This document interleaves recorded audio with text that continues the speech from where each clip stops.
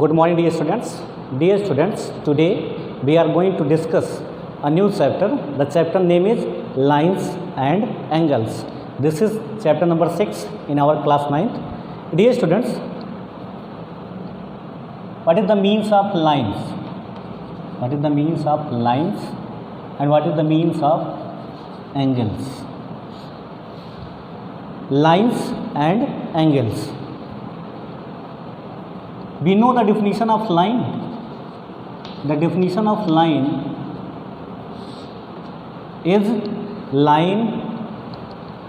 is breathless length. Line is breathless length. Line has no end point. Line has no end point. It means when we join 2 points, in a plane, we get a line. This is the definition given by Euclid. But we know we produce these 2 terminated points indefinitely. This is the definition of a line. We can represent this line AB raise to power this line AB के ऊपर आप power लगा दीजिए, उसके ऊपर ऐसे बार include करिए, तो ये आपकी लाइन को रिप्रेजेंट करता है. ये लाइन की वैल्यू आपको डिफाइन करता है. But we also know AB is a part of this line. AB is a part of this line and this line is known as segment. AB को क्या कहेंगे? सेगमेंट. इसके ऊपर ऐसे बार लगा देंगे. Now it means a segment has 2 end points. A segment has 2 end points and what is the means of रे? When we increase a line from a point and this point is a initial point and the arrow of this ray is increased indefinitely, it means ray has only one end point. It means ray has only one end point. रे में केवल एक and point होता है. Segment में 2 end points होते हैं. Line में कोई एंड पॉइंट्स नहीं होते हैं. ऐसे क्या वैल्यू निकली? लाइन में no end point, line segment 2 end points and ray only one end point.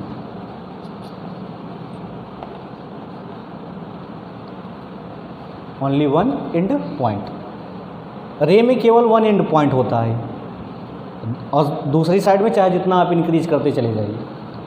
Line segment में 2 एंड पॉइंट्स होते हैं. जैसे यहाँ पर AB है, इसी को अगर हम लाइन कहेंगे तो AB को हम लाइन अगर कहते हैं तो इसका कोई एंड पॉइंट नहीं कंसीडर किया जाता. अगर सेगमेंट कंसीडर करेंगे तो इसका एंड पॉइंट कंसीडर किया जाएगा.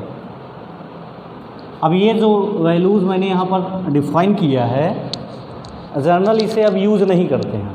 इसे अब हम जनरली यूज़ नहीं करते हैं. लाइन को भी हम AB से डिनोट करते हैं, लाइन सेगमेंट को भी हम AB से डिनोट करते हैं, रे को भी कभी कभी हम जो है AB से ही डिनोट कर देते हैं. It is clear? Now let us try to understand how many types of line. How many types of line? First one is parallel lines. First one is parallel line. Second perpendicular line.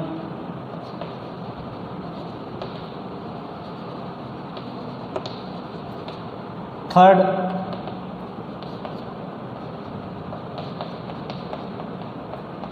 intersecting line,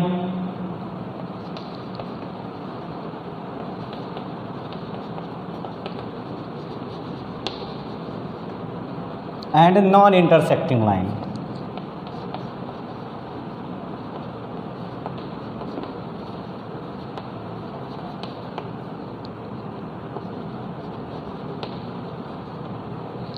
अब आपके intersecting और non intersecting के ये दोनों parts बन जाएंगे, parallel और perpendicular.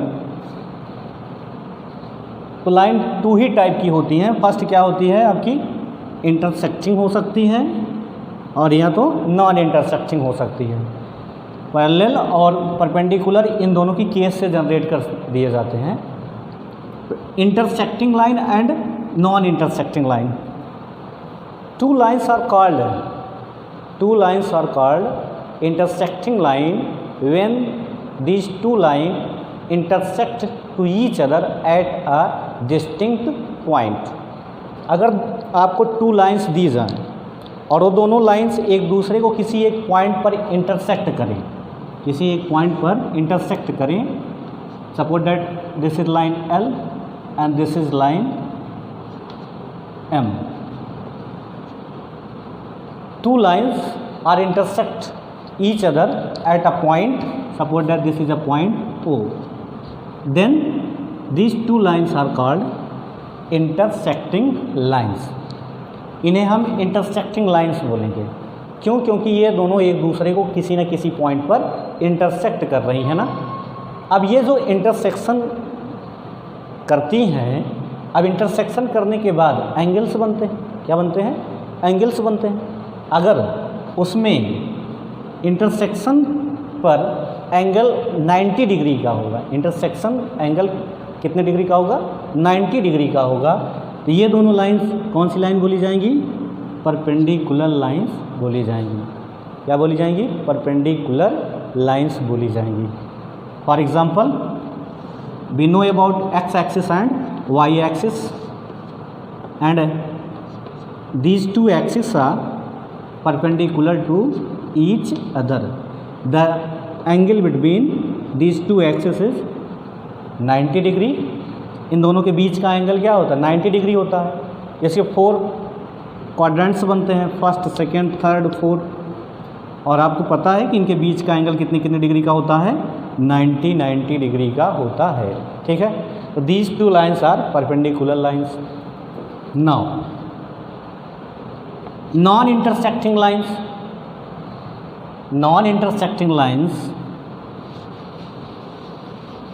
two lines are called non-intersecting lines if they never meet to each other at any point in a plane। Two lines को हम नॉन इंटरसेक्टिंग लाइन कहते हैं अगर उन्हें किसी प्लेन में आप ड्रा करिए और दोनों एक दूसरे से कहीं पर भी मीट ना करें, कहीं पर भी एक दूसरे को इंटरसेक्ट ना करें। These two lines are called parallel lines, these two lines are called non intersecting lines. These two lines are called non intersecting lines. Suppose that L and M, these are two lines। ये दोनों line देखिए एक दूसरे को कहीं पर intersect कर रही हैं? नहीं कर रही हैं। तो ये दोनों लाइंस क्या हैं? नॉन इंटरसेक्टिंग लाइंस हैं। नॉन इंटरसेक्टिंग हैं क्यों? क्योंकि ये दोनों एक दूसरे को कहीं पर इंटरसेक्ट नहीं कर रही हैं। अब इसी से हम पैरेलल लाइंस की डेफिनेशन कैसे डिफाइन करेंगे? If two lines, suppose that L and M, ये टू लाइंस हैं, we increase indefinitely on both sides, they never meet to each other at any point in a space, in a plane, in a surface।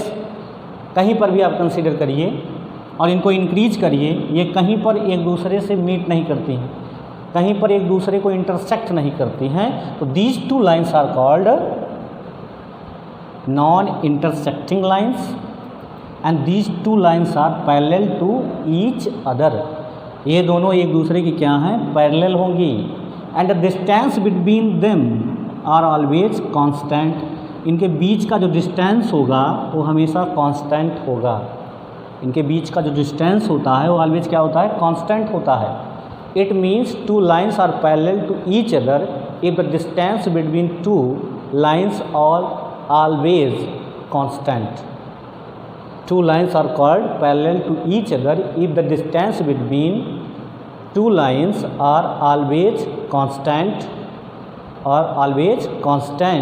and they never meet to each other at any point in the given plane or space or plane surface. It is clear? कहीं पर भी meet नहीं करेंगे इनको, इंडिफरेंटली आप कहीं increase करते चले जाइए, ये कहीं पर एक दूसरे से मीट नहीं करते हैं, इसीलिए ये दोनों क्या हैं, पैरेलल लाइंस हैं। यहाँ पर मैं परपेंडिकुलर लाइंस और पैरेलल लाइंस यहाँ पर डिफाइन इसलिए कर रहा हूँ क्योंकि आपके इस चैप्टर्स में जितने भी चैप्टर्स आप आगे भी पढ़ेंगे और जो आप पढ़ रहे हैं उसमें इन सब का बहुत ही रोल है, इसीलिए इसको जो है डिफाइन यहाँ पर हमने किया। तो लाइन आपको क्लियर हो गए। अब इन लाइंस पर एंगल्स भी बनते हैं, आप एंगल्स के बारे में अब जानिए।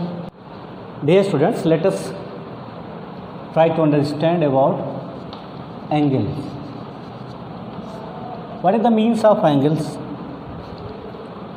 When two rays originated from a single point, when two rays originated from a single point is called an angle. It's called an angle.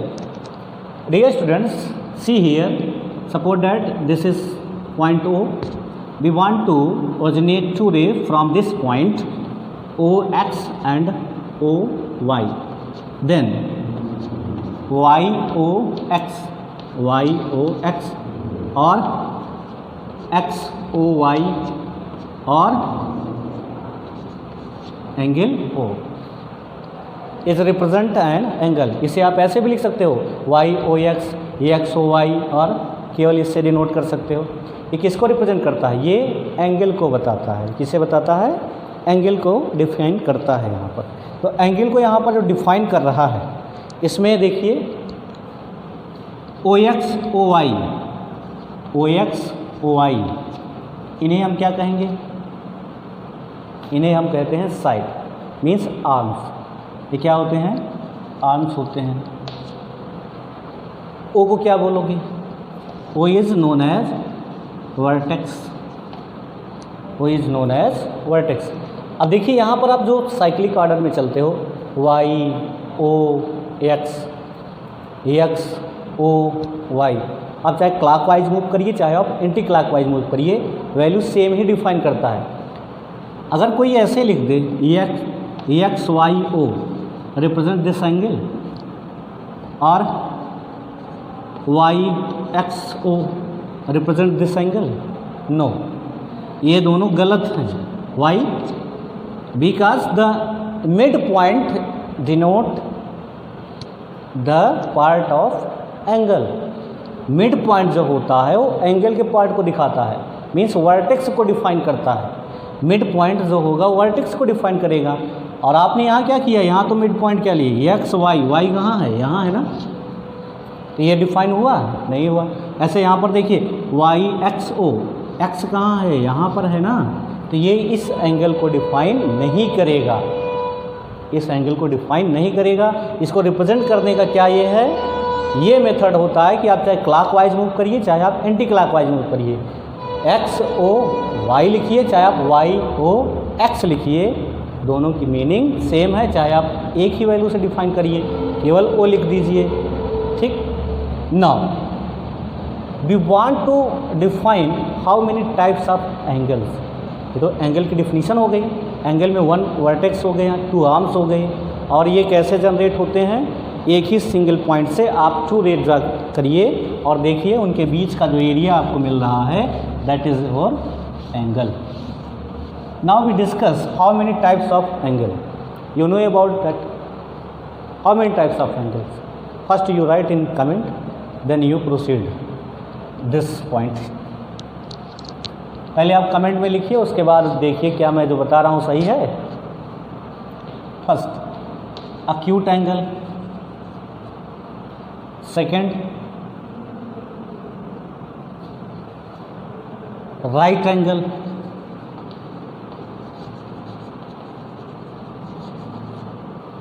Third obtuse angle, मैं एंगल से यहाँ कर देता हूँ, फोर्थ स्ट्रेट एंगल,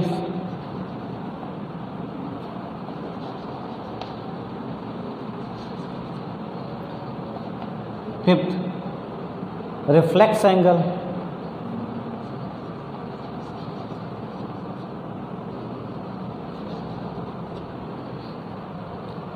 इतने angles के बारे में आपको यहाँ पर स्टडी करना पड़ेगा। और कंप्लीट एंगल भी होता है आपका 360 डिग्री। सपोज करिए एक एंगल है एक्स से डिनोट करते हैं, थीटा से भी डिनोट किया जाता है। नेक्स्ट क्लासेस में आपको थीटा से एंगल को डिनोट किया जाएगा। अब ये जो एक्स या थीटा है, इसकी वैल्यू कैसी है, कैसे बिहेवियर आपका डिफाइन करता है, इसी में हम कंसीडर करेंगे कॉम्प्लीमेंट्री एंगल और supplementary angles. Complementary supplementary angles इन्हीं से स्ट्रेट एंगल और राइट एंगल के पार्ट में ही आ जाएंगे। तो पहले हम एक्यूट एंगल डिफाइन करेंगे। एक्यूट एंगल होता क्या है? अगर आपके पास कोई एंगल एक्स है, वह 0 से ग्रेटर हो या उसके इक्वल हो और 90 डिग्री से लेस हो, 0 से ग्रेटर या उसके इक्वल हो। यहाँ 0 से ग्रेटर ना करें, क्योंकि 0 एंगल कर देंगे तो वह आपका 0 एंगल को ही रिप्रेजेंट कर देगा। एक्यूट एंगल की केवल डिफिनीशन यहाँ पर डिफाइन करें, जो 0 से ग्रेटर हो और 90 से लेस हो, तो ऐसे एंगल को हम क्या कहते हैं? एक्यूट एंगल कहते हैं। जैसे 60, 40, 30, 15 कुछ भी आप कंसीडर कर सकते हो। राइट एंगल्स की क्या होती है वैल्यू?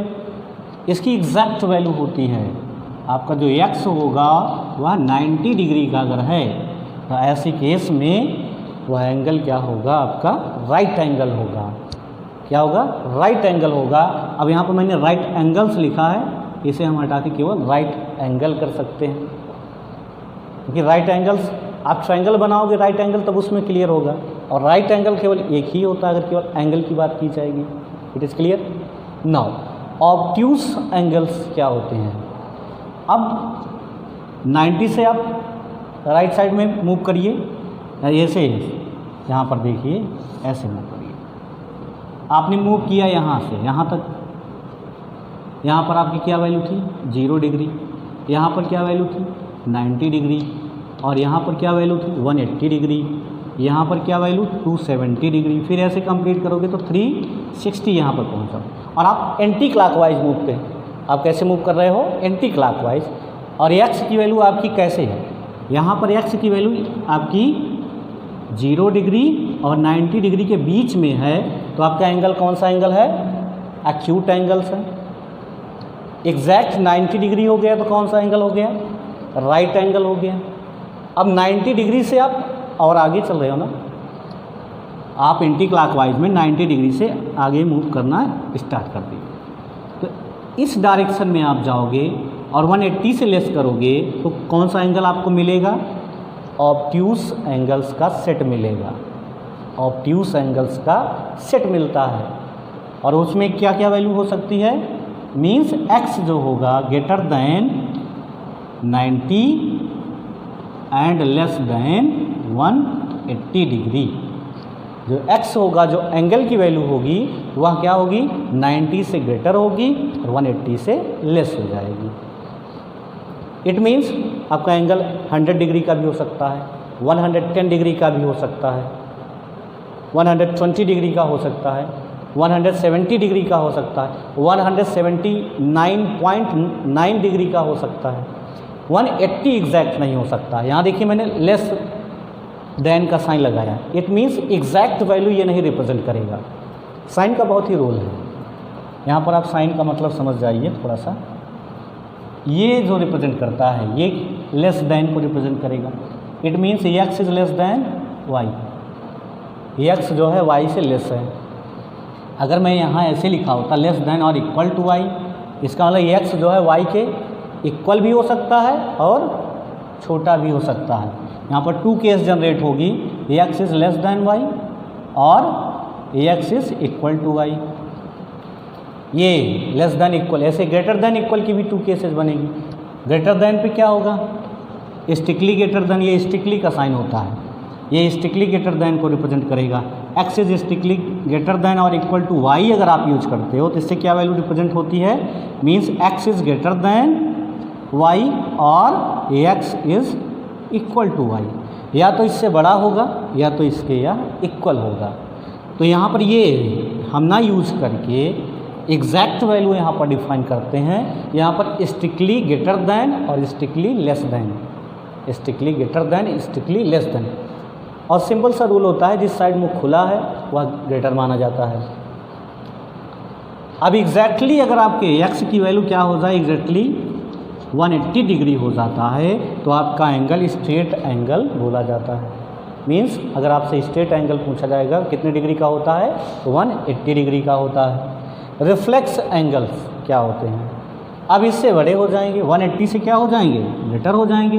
अब आप यहाँ मूव कर रहे हो ऐसे, अब आप ऐसे मूव करते चले जाओ यहाँ तक, ऐसे मूव करते हुए यहाँ तक अगर आप आ रहे हो, ये 360 से कम होगा तो ये वैल्यू किसको रिप्रेजेंट करेगी, रिफ्लेक्स एंगल्स को रिप्रेजेंट करेगी। यहाँ पर देखिए मैंने रिफ्लेक्स एंगल्स बोल दिया, ये भी एंगल का सेट होता है।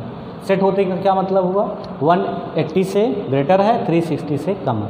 अब 360 से कम है तो 180 से ग्रेटर मीन्स 200, 210, 230, 250, 300 कुछ भी आप कंसीडर कर सकते हैं, 270 कंसीडर कर सकते हैं।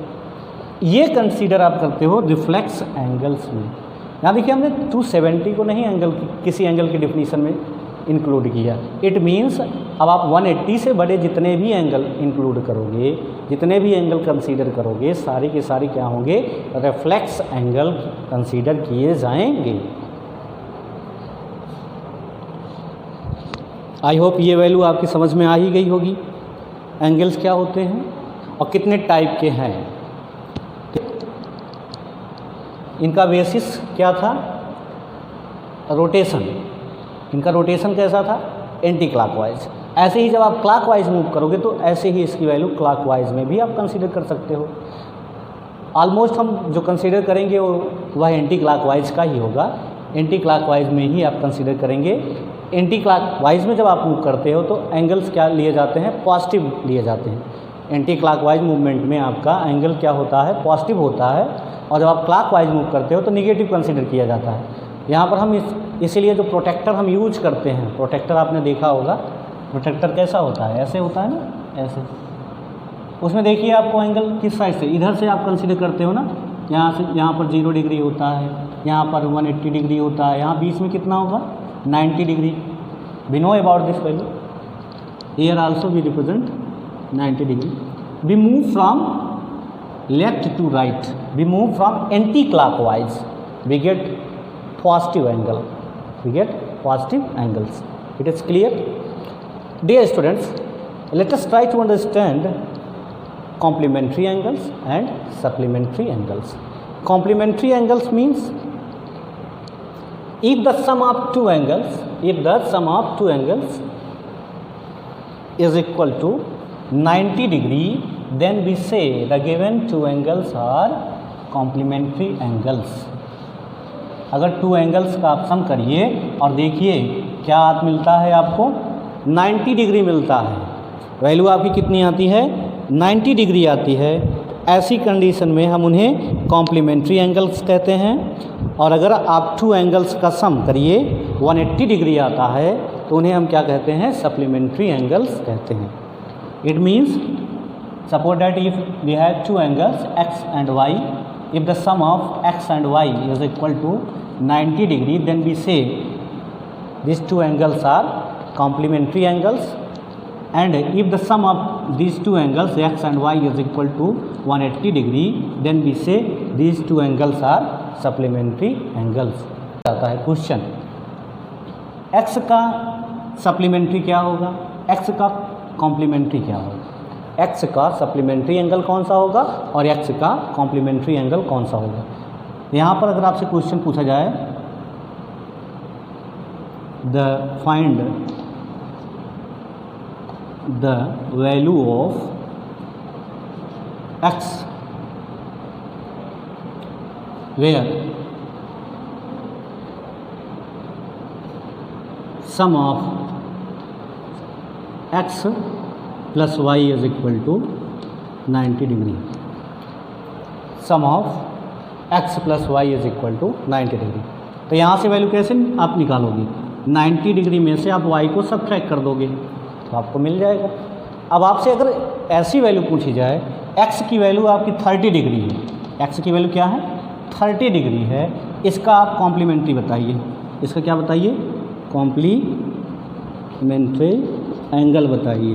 तो इसका कॉम्प्लीमेंट्री एंगल क्या होगा, आप 90 डिग्री में से 30 डिग्री को सब्ट्रैक्ट कर दो, 90 डिग्री में से 30 डिग्री को अगर आप सब्ट्रैक्ट करोगे तो x का कॉम्प्लीमेंट आपको क्या मिलेगा 60 डिग्री का मिलेगा ना, x का कॉम्प्लीमेंट आपको क्या मिलेगा 60 डिग्री मिलेगा, यहाँ n होगा कॉम्प्लीमेंट्री। तो x का कॉम्प्लीमेंट आपको क्या मिलता है, यहाँ पर 60 डिग्री मिलता है ना। ऐसे ही अगर आपसे सप्लीमेंट्री के बारे में पूछा जाए, suppose that x is equal to 30 degree, find it supplementary angle, find supplementary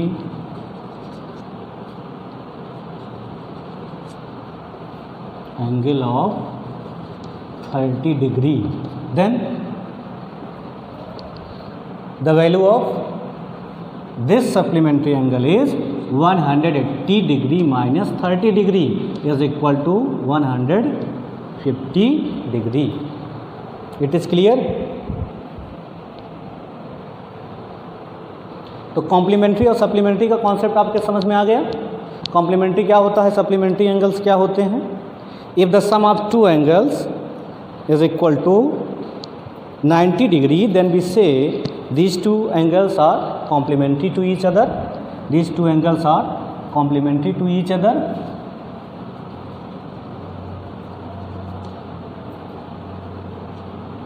and if the sum of two angles is 180 degree, then we say these two angles are supplementary to each other.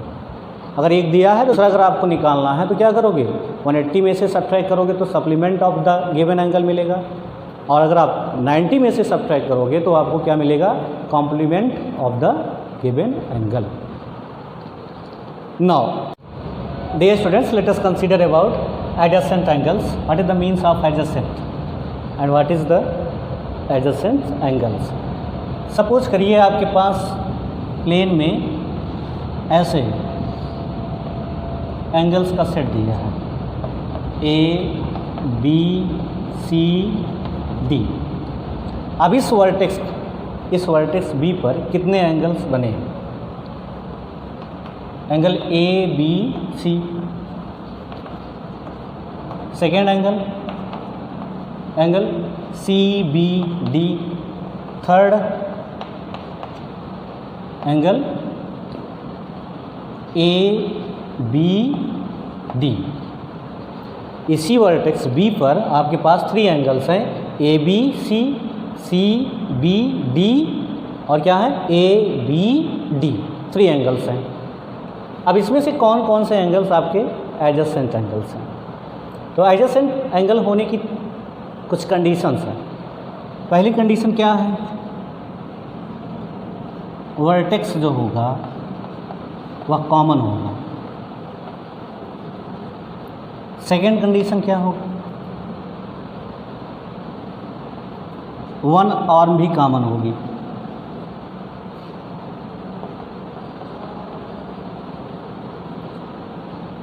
और third condition जो होगी, जो कि सबसे ज़्यादा important है, जो other arm होगी, एंगल की जो अदर आर्म होती है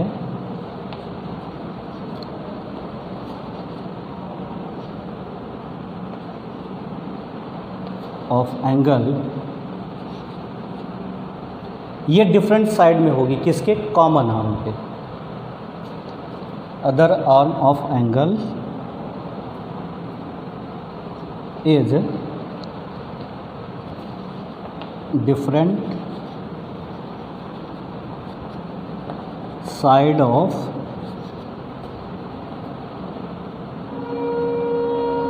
कॉमन आर्म। जो भी आपकी कॉमन आर्म होगी उसके डिफरेंट साइड में होगा। ये 3 कंडीशंस अगर फुलफिल है तो वह जो एंगल दिया जाएगा दूसरे एंगल के एडजेसेंट में हो जाएगा। जैसे यहाँ पर देखिए ABC CBD, ABC CBD दोनों में देखिए वर्टेक्स कॉमन है, B दोनों में कॉमन है, वर्टेक्स दोनों में कॉमन है। दोनों में देखिए आर्म जो आपका कॉमन आर्म है क्या है? BC है। BC देखिए दोनों में है, BC इसमें BC है, इसमें भी BC है। अब जो कॉमन आर्म है इसमें देखिए इस साइड में एंगल है, एंगल जो ABC है इसमें इसके डिफरेंट साइड में है ना कॉमन आर्म के। हमने लिखा है कि other arm of angle is different side of common arm. इस कॉमन आर्म के डिफरेंट साइड में है ना, इसके देखिए अपोजिट साइड में यहाँ है, इस साइड में। और फिर इसके लिए क्या है? CBD के BD क्या है? इसके भी डिफरेंट साइड में है, अपोजिट साइड में इसके दिखाई दे रहा है नहीं, डिफरेंट साइड में। तो ये जो कॉमन आर्म है इसके डिफरेंट साइड में है, एक इस साइड में लेफ्ट साइड में, एक राइट साइड में, या एक कहिए अपर में, ये एक क्लॉकवाइज में है, एक एंटी क्लॉकवाइज डायरेक्शन में साइड है। तो ये देखिए क्लॉकवाइज डायरेक्शन में आपका है और एक एंटी क्लॉकवाइज। तो इस कॉमन साइड की अगर एंटी क्लॉकवाइज और क्लॉकवाइज में है तो ऐसी कंडीशन में वे एंगल्स क्या होते हैं? एडजेसेंट एंगल्स होते हैं। तो ये दोनों एंगल क्या हो गए? एडजेसेंट हो गए। अब देखिए हम कंसीडर करें ABC और ABD, एंगल ABD, ये दोनों एंगल क्या एडजेसेंट एंगल हैं? चलिए इसके पैरामीटर्स भी यहाँ पर हम कंसीडर करते हैं। वर्टेक्स क्या है? दोनों में वर्टेक्स कॉमन है, B कॉमन वर्टेक्स हो गया। उसके बाद आर्म देखिए BC इसमें भी है, BC इसमें, सॉरी AB इसमें भी है, AB इसमें भी है, ये भी आपके पास कॉमन है। बट थर्ड केस देखिए, other arm of angle is different side of common arm. Common arm के डिफरेंट साइड में होना चाहिए। कॉमन आर्म क्या है इसमें? AB। अब इस AB के देखिए आप क्लॉकवाइज में या इस साइड में जाएंगे तो मूव करेंगे क्लॉकवाइज में। अब क्लॉकवाइज में अगर आप देखते हो BC भी है और BD भी है, BC भी है, BD भी है। देखिए BC भी है और BD भी किसके? AB के सेम साइड में है ना। हमें क्या चाहिए था? डिफरेंट साइड में चाहिए था, लेकिन ये सेम साइड में है। इसमें जो आपका BD है और BC ये दोनों क्या हैं? सेम साइड को रिप्रेजेंट करते हैं, सेम साइड में हैं। तो जब ये सेम साइड में हैं तो ये दोनों एंगल क्या हैं? एडजेसेंट एंगल्स नहीं हैं। Angle A does not adjacent to angle ABD।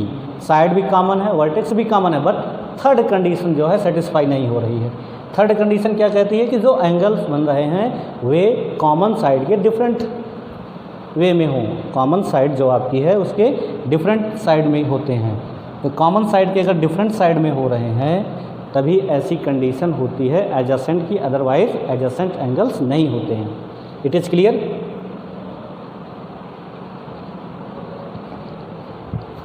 अब चलिए now we consider linear pair of angles. Linear pair of angles ये भी काफ़ी इम्पोर्टेंट है और इससे रिलेटेड थ्योरम भी आपकी बनी हुई है। लीनियर पेयर ऑफ एंगल्स होते क्या हैं? लीनियर पेयर ऑफ एंगल्स, सपोज करिए अभी आपने क्या देखा? एडजेसेंट एंगल के बारे में आपने देखा, ये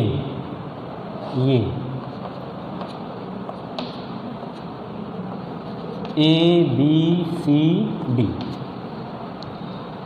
अब सपोज करिए जो एडजेसेंट साइड आपकी यहाँ पर दिखाई दे रही है, adjacent side, adjacent angle. Adjacent side क्या होते हैं, इसे हम आपको जब क्वाड्रिलेटरल पढ़ाएंगे या ट्रायंगल पढ़ाएंगे उसमें कंसीडर करेंगे। ये जो एडजेसेंट एंगल है ABC और CBD, इसमें क्या करते हैं, ये जो साइड आपकी है इस साइड को हम क्या करते हैं, इस साइड में कर दें, मीन्स इसके जस्ट अपोजिट में कर देते हैं। क्या कर देते हैं, BD के जस्ट अपोजिट में इसको कर दें, तो ऐसी कंडीशन जनरेट होगी, ये हो जाएगा ये CBAD, ऐसी कंडीशन जनरेट होगी कि नहीं होगी। अब ऐसी कंडीशन में ये जो एंगल बनते हैं, ये angle ABC plus angle CBD, ये दोनों किसको रिप्रेजेंट कर रहे हैं, स्ट्रेट एंगल को रिप्रेजेंट कर रहे हैं ना। किस एंगल को रिप्रेजेंट कर रहे हैं, स्ट्रेट एंगल को रिप्रेजेंट कर रहे हैं, 180 डिग्री को रिप्रेजेंट कर रहे हैं ना। तो ऐसी कंडीशन में इन्हें हम लीनियर पेयर ऑफ एंगल्स बोलते हैं। इन्हें हम क्या बोलते हैं, linear pair of angles. It is clear.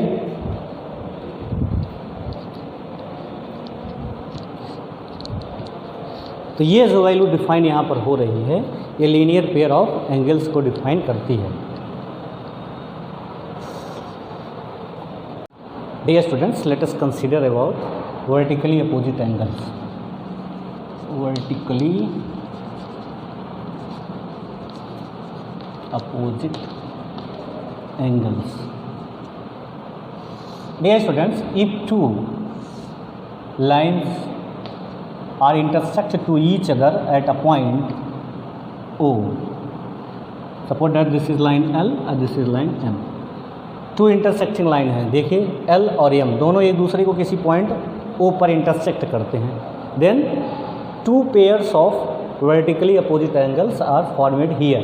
कैसे बनते हैं, ये इसके वर्टिकली अपोजिट होगा और ये एंगल इस एंगल के वर्टिकली अपोजिट होगा।